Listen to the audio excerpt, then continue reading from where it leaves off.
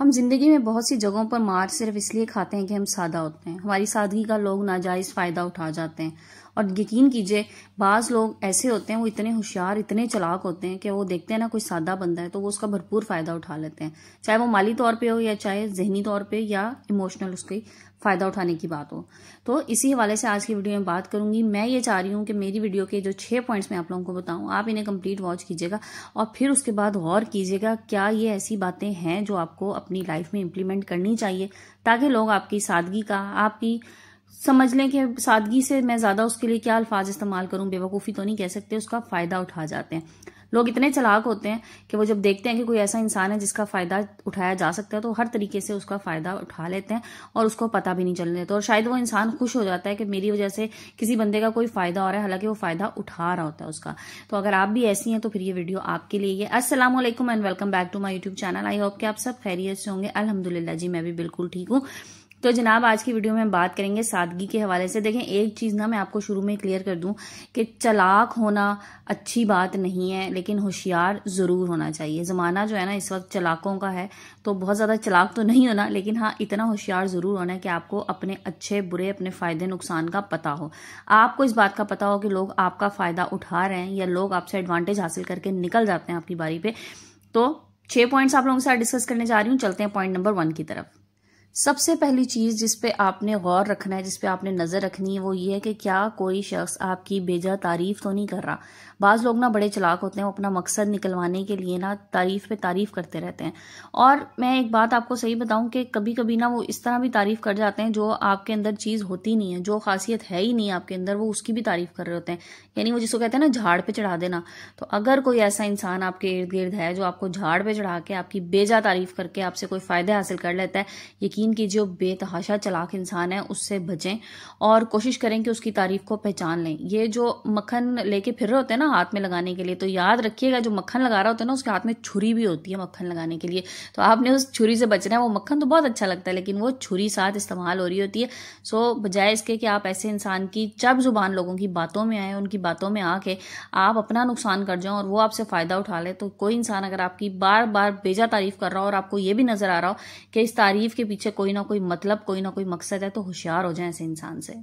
अच्छा जी, अगले पॉइंट की तरफ चलते हैं। देखिए, एक समझदार इंसान वो होता है जो हर वक्त दूसरों के लिए अच्छा करने के चक्कर में नहीं रहता, बहुत अच्छा बनने के चक्कर में नहीं रहता। देखें, लोगों के साथ अच्छा करना बहुत अच्छा फेल है। आपको हर एक के साथ अच्छा करना चाहिए, हर एक के लिए अच्छा सोचना चाहिए, लेकिन जब आप आउट ऑफ द वे चले जाते हैं, आप अपनी कैपेसिटी से बाहर निकल जाते हैं लोगों का अच्छा करने के लिए, तो फिर लोग आपका एडवांटेज लेना शुरू कर देते हैं, फिर वो आपको बेवकूफ समझते हैं।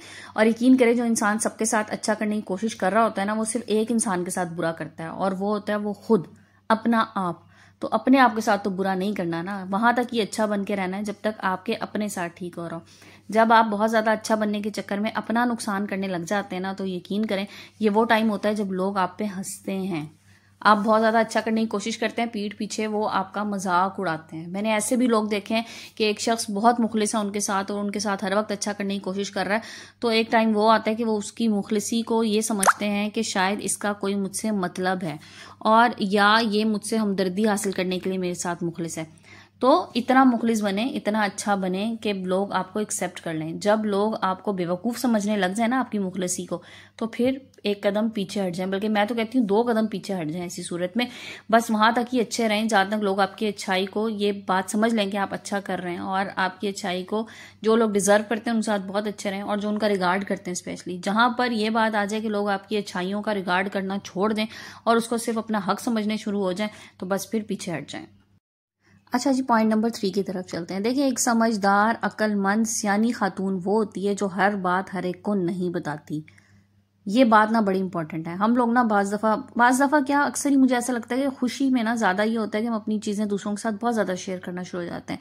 कोई खुशी की बात जरा सी घर में हुई नहीं और जनाब हमने फोन उठाया और सबको फोन खड़का दिया, ये बहुत बड़ी बेवकूफी है। अपनी खुशियां ना जरूर, ये बात मैं कहती हूँ तो बात अब पुरानी होगी कि खुशियां जो है ना वो बांटने से बढ़ती हैं। अब तो लोग आपको खुश देख ही नहीं सकते। यहाँ पे हासिदों की हसद, जलन, नजर, सब चीजें होती हैं। तो बस इतनी चीज़ें इतने ही लोगों से शेयर कीजिए जितनी शेयर करना लाजमी है। हर एक के साथ हर बात ना तो शेयर की जानी चाहिए, ना वो शेयर होने वाली होती है, और ना ही हर एक को अपनी कामयाबियां और अपने प्लान्स बताने की ज़रूरत होती है। जिन लोगों को बताने की ज़रूरत है, जिन लोगों से आप अच्छा मशवरा ले सकते हैं, जो लोग आपके साथ बहुत मुखलिस हैं, उन्हें ज़रूर बता दीजिए, लेकिन हर एक को मत बताएं। यकीन करें, हमारे 80% प्लान्स नाकाम इस वजह से होते हैं कि वो हम दूसरों के साथ शेयर कर देते हैं। आपको नहीं पता होता बज़ाहिर जो नज़रें हमारे सामने खुश होकर देख रही होती हैं, वो अंदर ही अंदर कितनी शदीद हसद का शिकार होती हैं। और मैंने जब से लोगों को बहुत ज़्यादा करीब से ऑब्जर्व करना शुरू किया ना, तब से मुझे इस बात का आइडिया हो गया कि कोई ना कोई वैसे जेस्चर्स हमें ज़रूर दे जाते हैं जो कि उनकी हसद और उनकी जलन की निशानी होते हैं। और हासिदों पे या हासिदीन पे मैंने एक स्पेशल वीडियो बनाई हुई, आप लोग मेरे चैनल पे जाके वो भी देख सकते हैं, जिसमें हसद करने वाले लोगों की निशानियां होती हैं। तो एक दफ़ा वो वीडियो भी ज़रूर देखिएगा, उसके बाद ऑब्जर्व कीजिएगा कितने लोग ऐसे हैं जो आपकी खुशियों में खुश होते हैं। यकीन करें, यहाँ पर बहुत कम लोग ऐसे होते हैं जो आपकी खुशियों में खुश हो जाते हैं। अदरवाइज वो कहते हैं ना, दुनिया ना तो किसी को खाता हुआ देख सकती है, ना किसी को रोता देख सकती है। तो मेरा ख्याल है आजकल दुनिया किसी को खाता नहीं देख सकती, रोते हुए तो बहुत खुश होते हैं। कोई इंसान रो रहा है, चलो अच्छा इसके पास नहीं है, ना ही आए कभी, यहाँ तक लोगों की सोच होती है। और ये बहुत करीबी रिश्ते होते हैं जो आपको खुश नहीं देख सकते। कहीं ना हसद का फैक्टर आ जाता है, जेलसी आ जाती है, और बहुत सगे रिश्तों में ये वाली चीज़ आती है। सो कोशिश करें कि अपने प्लान्स अपने तक रखें, अपनी कामयाबियां बहुत ज़्यादा शेयर मत कीजिए। अल्लाह का शुक्र अदा कीजिए अपनी कामयाबियों पे। और जहाँ तक बात है आपके प्लान्स की, आपके गोल्स की, तो उसमें भी सबसे पहले अल्लाह के साथ आप रुजू कीजिए, अल्लाह से राब्ता कीजिए, ताकि जो काम आपके लिए ठीक है, आप उसे स्टार्ट करने जा रहे हैं, अल्लाह की मदद से वो काम आपका ठीक ठाक सही तरीके से बखैर आफियत अंजाम पहुंच जाए। अच्छा जी, अगले पॉइंट की तरफ चलते हैं। देखें, एक समझदार इंसान वो होता है जो फौरन चीज़ों पर रिएक्ट नहीं करता, जो बहुत ज़्यादा जज्बाती नहीं होता। अगर आप बहुत ज़्यादा जज्बाती हैं ना, आप फौरन चीज़ों पर रिएक्ट करना शुरू हो जाते हैं, तो यकीन करें आप बहुत बेवकूफ़ हैं। तो समझदारी इसी में ही है कि पहले चीज़ को समझा जाए। कोई भी सिनेरियो आपके सामने है, कोई भी आप काम कर रहे हैं, कोई भी बात है, किसी ने कुछ कह दिया, तो उस पर आपने फौरन रिएक्ट नहीं करना। सिचुएशन को समझना है, सिचुएशन को प्रॉपरली आपने डील करना है कि किस तरह से अब रिएक्शन दिया जाए। बाज़ दफ़ा ना जो सडन रिएक्शंस होते हैं ना, बड़े ख़तरनाक होते हैं, और आपको खुद भी बाद में एहसास हो जाता है कि मुझे यहाँ पर ये बात नहीं कहनी चाहिए थी, यहाँ पर मुझे ये काम नहीं करना चाहिए था। लेकिन बहरहाल उस वक्त जो है ना, वो बात गुजर चुकी होती है, टाइम गुजर चुका होता है, फिर कुछ नहीं होता। तो हमेशा एक तो सोच समझ के बात करनी है, और जज्बात में कोई फैसला नहीं करना, कोई बात नहीं करनी। जब आपको लगे ना कि आप बहुत ज़्यादा जज्बाती होने की सिचुएशन में, तो खामोश हो जाए, वहां पर आप खामोशी इख्तियार कर लें, 2 स्टेप पीछे हो जाएं। अगर उस जगह पर आपने रिएक्ट कर दिया, आपने उस जगह पर बात कर दी, तो आपकी बात हमेशा के लिए समझ लें कि वो ब्लैक एंड वाइट में आ जाती है, वो बात आपकी लिखी जाती है। और जिस बात में कई भी बातें मैं आपको बताऊं, दूसरे लोग ना उसको पत्थर पे लकीर समझ लेते हैं कि बस इसने ये बात कह दी। इसीलिए कहते हैं ना, गुस्से में कोई फैसला नहीं करना चाहिए। गुस्से में किए हुए फैसले जो होते हैं ना, वो फिर देर पा नहीं होते, पायदार फैसले नहीं होते, क्योंकि उस वक्त इंसान जज्बात में आके फैसले कर रहा होता है। सो हमेशा अक्लमंदी इसी में ही है कि बुरी से बुरी सिचुएशन भी आ जाए ना, कोई ऐसी सिचुएशन आ जाए जिसमें आपको नहीं समझ आ रहा क्या करना है, उसमें भी अपने जज्बाती होकर फैसला नहीं करना। सब चीज़ें सामने रख के, गौर व फिक्र करके, सोच समझ के फिर फैसले करने हैं।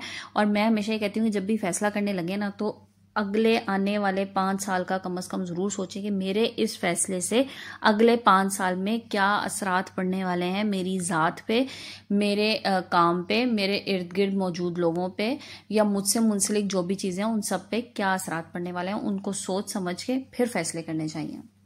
अच्छा जनाब, आप चलते हैं अगले पॉइंट की तरफ। अगला पॉइंट ये है कि लोगों की असलियत पहचानने की कोशिश कीजिए। यकीन करें, लोग आपके सामने जैसे हैं ना, वो वैसे नहीं होते। लोगों की असलियत ना आपको कब पता लगती है? वक्त के साथ साथ पता लगती है। सो वही बात कि लोगों के बारे में भी ना राय कायम करने में थोड़ा सा टाइम लें। समझदार होशियार इंसान वो होता है जो लोगों के बारे में एकदम राय कायम नहीं कर लेता। जब आप एकदम किसी के बारे में राय कायम कर लेते हैं ना, पहले मैं कहती हूँ ये बात कैसे हो सकती है कि जब हम कहते थे ना कि first impression is the last impression, मेरा नहीं ख्याल फर्स्ट इंप्रेशन कभी लास्ट इंप्रेशन नहीं हो सकता।